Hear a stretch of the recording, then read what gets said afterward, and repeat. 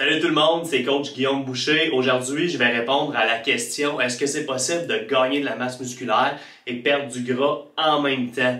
Donc la réponse rapide à cette question-là, c'est oui, absolument, parce que je vois ça tout le temps dans ma pratique.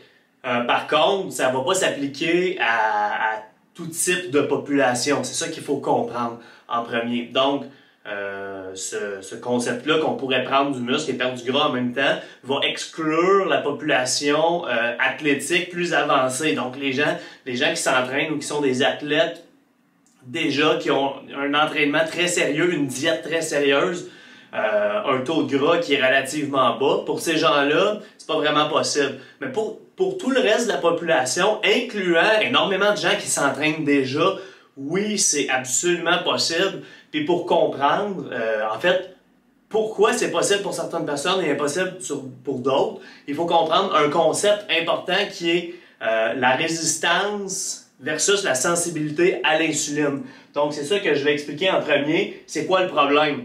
Parce que si on corrige ce problème-là, là, ça va être possible de prendre du muscle et perdre du gras en même temps. Donc, la résistance à l'insuline, on pourrait classifier ça de ce qu'on appelle le prédiabète. OK?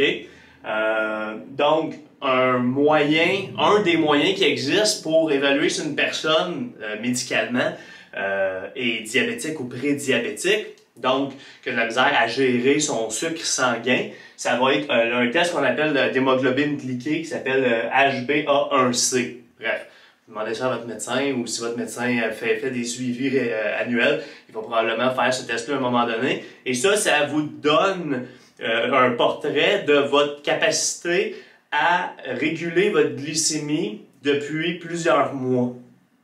Donc, ça va venir en pourcentage, ce résultat-là. Puis, en fait, si on est en bas de environ 5,7%, on va être considéré normal. Généralement, plus on est bas, plus c'est signe que notre glucose sanguin était tout le temps très, très bas. OK? Ce qui va souvent être signe d'une super bonne sensibilité à l'insuline ou d'un autre problème de santé ou d'un trouble alimentaire, peut-être même. Mais quand on va commencer à être en haut de ce chiffre-là, donc on va se situer plus entre 6 et 6,5, là, on va nous considérer comme prédiabétique. Donc, on n'est pas diabétique encore, mais on s'en va par là. Okay? Fait qu'il faut comprendre que la sensibilité à l'insuline, c'est pas une switch on and off. Puis, en haut de 6,5%, là, généralement, après 2 tests qui sortent de cette façon-là, puis une série d'autres tests, là, notre médecin va dire: OK, ben, tu es officiellement considéré comme diabétique, il faut que tu fasses des gros changements dans ta vie. Pourquoi que je parle de ça? C'est que quand on développe une résistance à l'insuline, chose qui se fait pas du jour au lendemain, puis qui est un processus qui se développe, ça va changer la compartimentation de notre glucose quand on consomme des glucides ou n'importe quoi qui va élever notre sucre dans notre sang. Ça va changer où est-ce que ça va être stocké dans le corps comme forme d'énergie. Donc, dans un monde idéal, quelqu'un qui a un métabolisme sain, qui est en excellente santé, on va parler d'environ 80-85% du glucose qui va être stocké dans les muscles. Plus on a une masse musculaire qui est importante, plus ça risque d'être élevé. Ensuite, environ un 10 à 15% dans le gras, donc c'est normal de stocker de l'énergie dans le gras, et environ 5% dans le foie. Quand on développe une résistance à l'insuline, ce qui arrive, c'est que ça va changer la sensibilité à l'insuline, principalement musculaire. Puis là, on va chuter à environ 10 à 20% de notre stockage d'énergie, si on veut, qui va aller dans les muscles sous forme de glycogène, 80% sous forme de gras, donc dans les tissus adipeux, et encore là, au niveau du foie, ça ne change pas tant. Donc, qu'est-ce qui arrive? C'est les gens qui commencent à avoir une sensibilité à l'insuline, c'est que moindrement qu'ils vont essayer de manger davantage pour, par exemple, prendre du muscle, ils vont prendre du gras. Puis, c'est comme si il n'y a rien qui arrive. Puis même à un certain point, ça se peut qu'une personne ait l'impression de perdre du muscle et de prendre du gras, même si la personne elle s'entraîne puis elle fait certains efforts. Fait que si ça arrive, c'est signe qu'il y a un problème à régler, OK? Donc, juste pour vous donner des chiffres, il y a une étude en 1999 qui a été faite ici au Québec sur 2244 enfants et préadolescents de 9 à 16 ans. Bon, ça va jusqu'à adolescents. Et il ils ont découvert que 11,5% de ces gens-là avaient déjà des signes de prédiabète à cet âge-là. Okay? Puis on sait que le diabète, le prédiabète, plus on avance dans la vie, plus on vieillit, plus les risques augmentent. Donc c'est quand même assez alarmant qu'un jeune sur 10, il y a 20 ans de ça, était prédisposé à être diabétique et devenir obèse par le fait même, parce qu'il stocke son énergie uniquement dans le gras pratiquement. Ensuite, des données du Canadian Journal of Diabetes qui datent de 2015 ont démontré que c'est 9,3% de la population canadienne qui est estimée, qui a le diabète. Et environ 22,1% qui est considéré prédiabétique. Fait qu'on parle d'une personne sur 3 dans la population qui a cette condition-là. Donc, tous ces gens-là, assurément, si on fait les bonnes choses, on va pouvoir prendre la masse musculaire et perdre du gras en même temps en modifiant la compartimentation, dans le fond, en permettant au corps de commencer à stocker du glycogène dans les muscles. Donc, si on est capable de remplir les muscles de glycogène, on a un autre effet au niveau de la stimulation d'hypertrophie qui va se passer à cause du gonflement cellulaire. Ensuite, si on est capable d'augmenter la capacité à l'insuline d'envoyer des nutriments dans les cellules, une des choses que l'insuline va faire, ça va être de faciliter le transport des acides aminés dans les cellules. Donc, de potentialiser la récupération et le gain musculaire. Okay? Donc, si on arrive à changer ça, là, on va pouvoir avoir un gain en masse musculaire et une perte de gras simultanément. Donc, c'est quoi les 3 étapes, les 3 choses principales qui vont avoir un impact à ce niveau-là? Première chose, ça va être de corriger l'alimentation. Donc, si quelqu'un, puis là, je parle pour quelqu'un qui s'entraîne puis qui veut prendre du muscle puis perdre du gras. Donc, si une personne a ces symptômes-là, donc par exemple, tu fais un bulk, tu manges bien du riz, bien des carbs, tu as l'impression que tu prends juste du gras puis absolument rien au niveau de la masse musculaire, probablement tu es en train de développer une forme de résistance à l'insuline. Donc, même si ton objectif, c'est de devenir gros, d'avoir plus de muscles, il faudrait que tu diminues tes calories en premier, OK? Pour rebâtir cette sensibilité à l'insuline-là. Si on a le choix, là, qu'on se demande, devrais-tu commencer par coter ou prendre de la masse?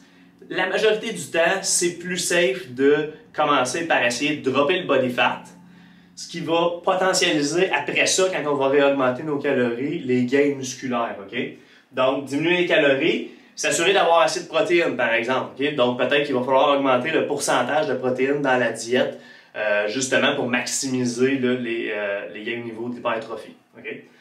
Après ça, augmenter les fibres dans la diète. Donc, les fibres alimentaires ont été démontrées pour avoir des effets positifs sur la gestion de la glycémie. Donc, manger plus de fruits, plus de légumes, plus d'aliments contenant des fibres. Les amidons résistants, donc vous avez juste à chercher ça sur Google, vous allez trouver, c'est quelque chose qui est particulièrement intéressant à ajouter à l'alimentation.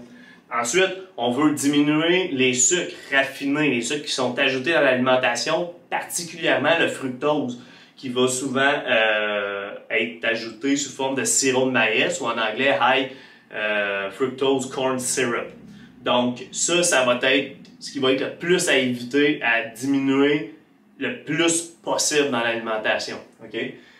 Ensuite, on veut juste diminuer la consommation d'aliments transformés. C'est quoi un aliment transformé? Regarde ce que tu t'en vas manger. Est-ce que ça poussait d'un arbre? Est-ce que ça poussait dans la terre? Est-ce que ça courait dans un champ? Est-ce que ça volait?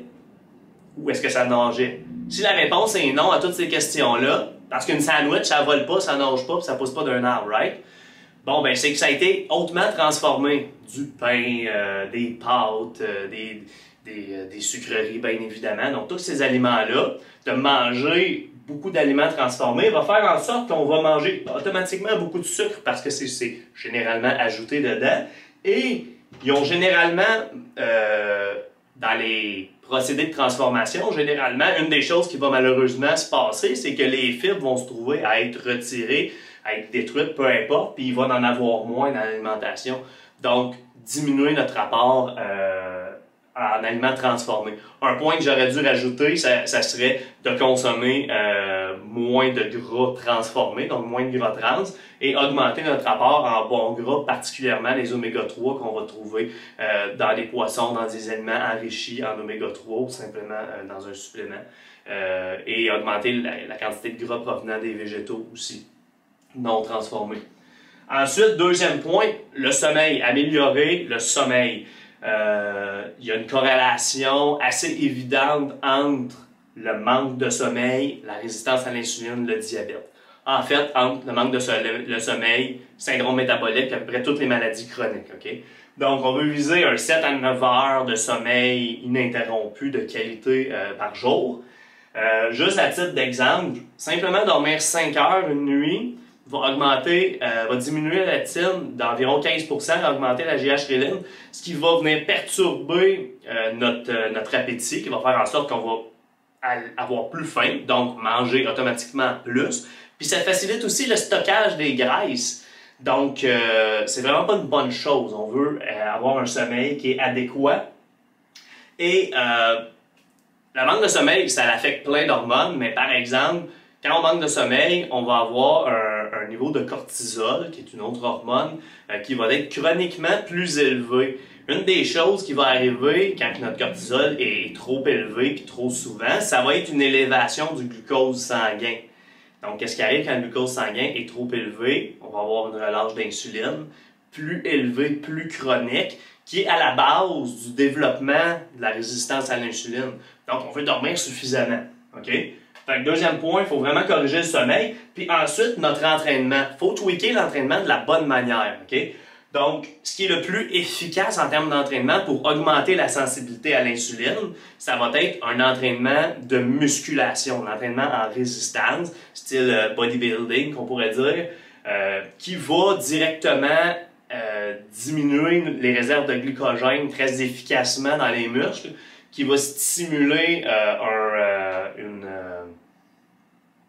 rehausse, une récupération de notre glycogène dans les cellules, ce qui va augmenter la facilité du transport, dans le fond, du sucre dans les muscles. Donc, c'est une des choses qu'on peut faire qui va aider. On va essayer de limiter le cardio, bien qu'on veut perdre du body fat, parce que juste le fait d'avoir un body fat plus élevé augmente nos chances de développer la résistance à l'insuline. On peut faire ça en manipulant l'alimentation, le sommeil et la muscu. C'est pas obligatoire de faire du cardio, mais ce qui arrive, c'est que si on veut augmenter notre masse musculaire et perdre du gras en même temps, le plus qu'on va ajouter d'entraînement d'endurance, le plus qu'on va freiner la stimulation de gain de masse musculaire.